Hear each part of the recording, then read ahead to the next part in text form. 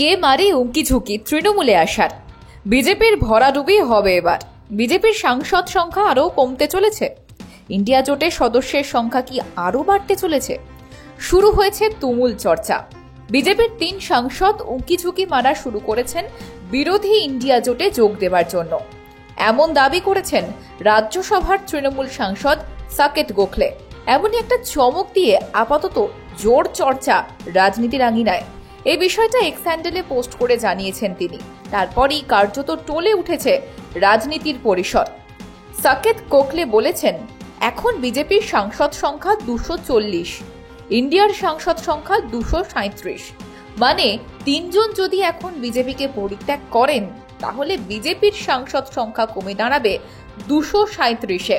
আর ওদিকে ইন্ডিয়া জোটের সাংসদ সংখ্যা বৃদ্ধি পেয়ে দাঁড়াবে 240-এ। কে কে আসতে পারেন সেটা বলার আগে বলি, সাকেতের এই বক্তব্য সামনে আসতেই কার্যত শোরগোল পড়ে গিয়েছে। তৈরি হয়ে গিয়েছে সন্দেহের বাতাবরণ। তাহলে কি সত্যি বিজেপির 3 সাংসদ তৃণমূলে আসছেন? গুঞ্জন জোর। সাকেতের কথা মতো বিজেপির 3 সাংসদ নাকি একেবারে পা বাড়িয়ে রেখেছেন তৃণমূলে আসার জন্য। যোগাযোগ রাখছেন নাকি তাঁরা।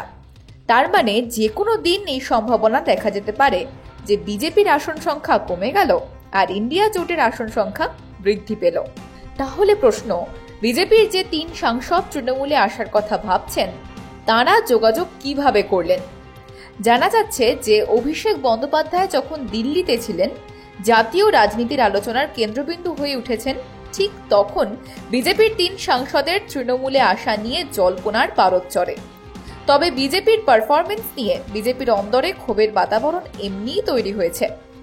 যারা দলের স্বার্থে নিজেকে উজাড় করেও শূন্য হাতে ফিরছেন, তাদের মধ্যে এই ধরনের ক্ষোভ বিক্ষোভ তৈরি হওয়া স্বাভাবিক।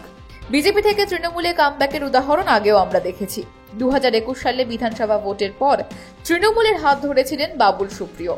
আবার অন্যদিকে 2022 সালে যদি দেখি, তাহলে অর্জুন সিং এর তৃণমূলে কামব্যাক ছিল চমকে দেওয়ার মতো। এখন প্রশ্ন হচ্ছে, এবার তাহলে কারা আসতে চলেছেন? দেখুন, আমরা সকলেই দেখেছি, যখনই তৃণমূলে যোগদানের কথা শোনা গিয়েছে, তখন বঙ্গ বিজেপির অস্বস্তি চরমে উঠেছে। আর সেটা স্বাভাবিক। তবে মুশকিল হচ্ছে, এবারে বিজেপি তো আর নিরঙ্কুশ সংখ্যাগরিষ্ঠতা পায়নি। 2-1 জন এদিকে ওদিকে ছিটকে গেলেও তেমন একটা গা পড়তে দেখা যায়নি বিজেপি শিবিরকে। তবে এবারের খেলাটা একেবারে অন্য। বিজেপির এনডিএ আর কংগ্রেসের ইন্ডিয়া একে অপরের ঘাড়ে নিঃশ্বাস ফেলছে। ফলে এটা এমন একটা সময় যখন বিজেপি 3 জন নয়, 1 জন হারলেও সেটা চিন্তার ভাঁজ ফেলে দেবে পদ্ম শিবিরে। এই মুহূর্তে দাঁড়িয়ে বিজেপির যদি 3 জন সাংসদ তৃণমূলে আসার কথা ভাবেন, তাহলে বিজেপি শিবিরে মহাগেরো। কিন্তু কারা আসতে চলেছেন তৃণমূলে, সত্যি বলতে কি সেটা কেউই জানেন না। আর তৃণমূলের রাজ্যসভার সাংসদ সাকেত গোখলে তিনিও কিছু খোলসা করেননি। এদিকে বঙ্গ বিজেপির কাছে এই প্রশ্নটা রাখা হয়েছিল।